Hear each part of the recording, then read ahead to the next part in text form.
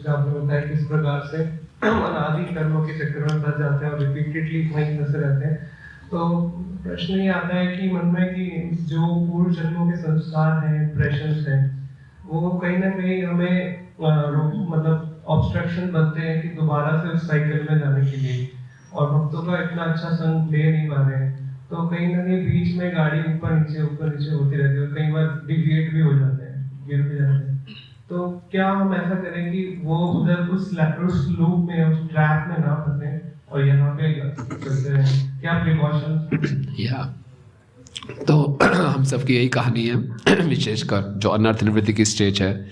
एक तरफ संस्कार खींच रहे हैं, एक तरफ भक्त खींच रहे हैं, तो हम कभी यहाँ कभी यहाँ, तो टग ऑफ वॉर चल रहा है हम सबके साथ। तो एक चीज़ हमें हेल्प करेगी कि कैसे हम अपनी फ्री विल का उपयोग कर रहे हैं। हमारे पास हर मोमेंट चॉइस है, संस्कारों को फॉलो करना है या गुरु साधु शास्त्र को फॉलो करना है। हर मोमेंट हमारे पास चॉइस है। संस्कार जो हमारा माइंड है हैवी हो जाता है, कोई माइंड इज़ फुल ऑफ संस्कार, छोड़ो यार क्या है, सर्दी का मौसम है, स्किप कर दो मंगल आरती, कोई दिक्कत नहीं है, थोड़ा ये कर दो। तो हर मोमेंट हमारे पास चॉइस होगी कि संस्कार और ये इंस्ट्रक्शंस। तो फ्री विल का सही उपयोग, तो फ्री विल का सही उपयोग, भक्ति का मतलब है हर मोमेंट में सही डिसीजन लेना, तभी हम भक्ति में आगे बढ़ सकते हैं। तो कैसे होगा सही डिसीजन लें? तो यही है, हमेशा प्रभुपाद की पुस्तकों को पढ़ते रहे, सुनते रहे, ताकि हमारी बुद्धि ठीक रहे और जो टेम्पटेशंस हैं उसको हम रेजिस्ट कर सकें, है ना। टेम्पटेशंस को रेजिस्ट करने की शक्ति मिल जाती है प्रभुपाद की पुस्तकों को पढ़ के, सुन के।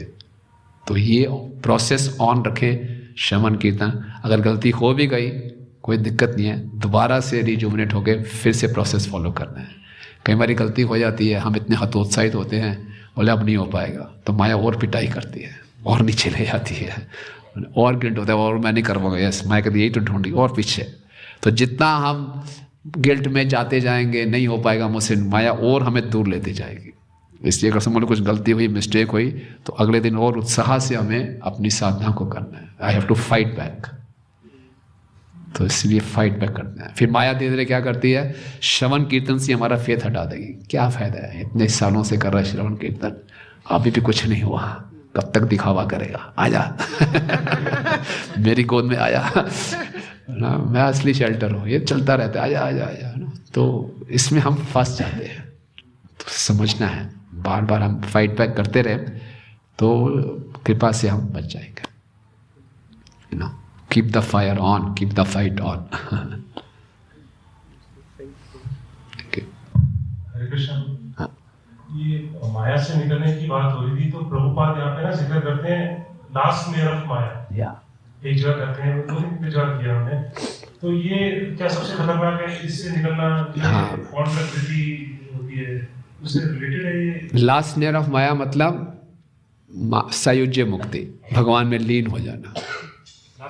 हाँ, कि व्यक्ति खुद ही भगवान बनना चाह रहा है, फिर भगवान में लीन होकर मैं भगवान बन गया। ये लास्ट लेयर ऑफ माया, कि मुझे इस संसार से, दुखों से छुटकारा मिलेगा, मैं कुछ नहीं करूँगा, कोई एक्टिविटी नहीं, कुछ नहीं, शांति शांति शांति, जाके लीन हो जाऊँगा। ये लास्ट लेयर ऑफ माया।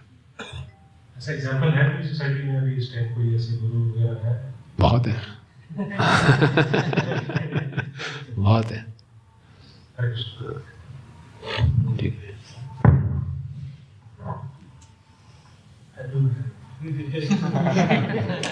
हरे कृष्ण गुरु जी, मेरा प्रश्न ये था कि आपने बोला कि संस्कार जो है वो चलते आते हैं, हम चित्त पे गहरे बढ़ जाते हैं मन पे, जिसके वशीभूत होकर हम कर्म करते रहते हैं। अब अहंकार जो अहंकार है कि शरीर से अपनी पहचान, आइडेंटिफिकेशन करना।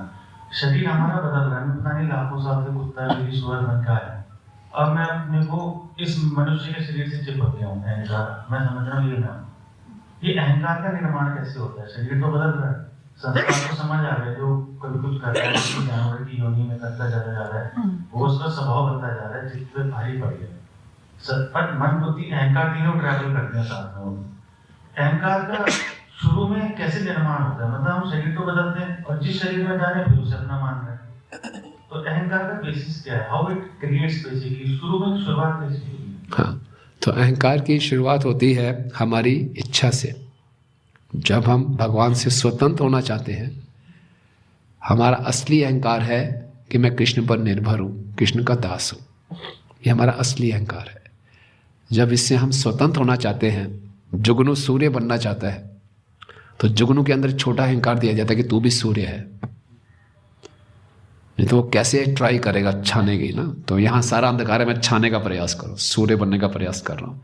तो ये फॉल्स ईगो शुरू होती है, मिसयूज ऑफ इंडिपेंडेंस। जब मैंने गलत इच्छा की कि मैं कृष्ण बनना चाहता हूँ, तो भगवान फिर झूठा अहंकार, मिथ्या है अहंकार, ये है ही नहीं, झूठा है तो है। और इसके माया ने ऐसे अरेंजमेंट करती है कि जिस भी शरीर में जाता हूँ मैं अपने को कंफर्टेबल पाता हूँ, परफेक्ट हूँ, ताकि मैं भोग सकूँ। मैं यहाँ पे हीरो बनने आया था, तो जब तक मैं भूलूंगा नहीं कृष्ण को, मैं हीरो कैसे बन सकता हूँ? रियल हीरो तो कृष्ण ही है। लेकिन जब खूब पिटाई हो जाती है तो भगवान ने क्या है, भगवान ने दोनों फैसिलिटीज दे रखी है। अगर वो इस संसार में भोगना चाहता है तो भुलाने की फैसिलिटीज है, अगर मेरे पास आना चाहता है तो याद करने की फैसिलिटीज है। कौन सी फैसिलिटीज ज्यादा दी होंगी, भुलाने की या याद करने की? भुलाने की। माया का काम तो भुलाने का, हमारा काम नहीं, भगवान ने कौन सी फैसिलिटीज दी है हमें? याद कराने की। क्योंकि सृष्टि का उद्देश्य ही यही है, हमें सुधारने के लिए, जो हम भूले हुए हैं वापस याद कर सकें। तो इसीलिए चांसेस ज़्यादा है वापस जाने के, अगर हम इन चांसेस का सही उपयोग करें। सारी फैसिलिटीज़ हैं, भक्तों का संघ है, शास्त्र है, डीटीज है, प्रसाद है, सब कुछ है, बस इसका उपयोग करना है। That's it. ठीक है, यस। जैसा आप बता रहे थे कि जीव की थोड़ी टेंडेंसी रहती है कि वो इजीली लेते हैं चीज़ों को, कि मुझे आती है, चलो बात छोड़ देते हैं, आज जब पहले थोड़ा लाइटली कर लेते हैं। लेकिन we see from your behaviour also कि इतने वर्षों से भी आप so much enthusiastic for morning programme, for your service, इतनी सारी सफलता मिलती है, फिर भी उस चीज़ को बना के रखना थोड़ा डिफिकल्ट रहता है। What is the reason? Any situation or any कोई घटना ऐसा हुआ है जिससे आपको इंस्पायर फील किया हो, या कुछ जो आपकी इंस्पिरेशन रही हो इसके लिए बनाना है? देखो बहू, भक्ति में कई बार जो दिखता है वो होता नहीं है और जो नहीं दिखता वो होता है ना। तो आप मेरे लिए प्रार्थना कीजिए, जो आप कह रहे हैं वो सत्य हो। लेकिन फिर भी जो हमने गुरुजनों से सुना है कि लंबे समय तक हम कैसे उत्साहित रह सकते हैं, तो एक रोल मॉडल हमें हेल्प करता है। तो हमारे लिए हमारे गुरु महाराज हमारे रोल मॉडल हैं। तो हम देखते हैं, और बहुत सीनियर डिवोटीज हैं, इसके मोहन रूप बापू जी हैं, सब हैं, को देखते हैं संघर्ष करते हुए। तो रोल मॉडल जब दिखते हैं तो हमारे को उत्साह मिलता है कि यस, हमें भी करना चाहिए, हमें भी करना चाहिए, और प्रयास करते रहें। और दूसरी बात है, अपने आप को याद दिलाना चाहिए टीना फैक्टर। टीना क्या है? There is no alternative. अब भक्ति से, भक्तों से नाराज हो भी जाओगे तो क्या करोगे? There is no alternative.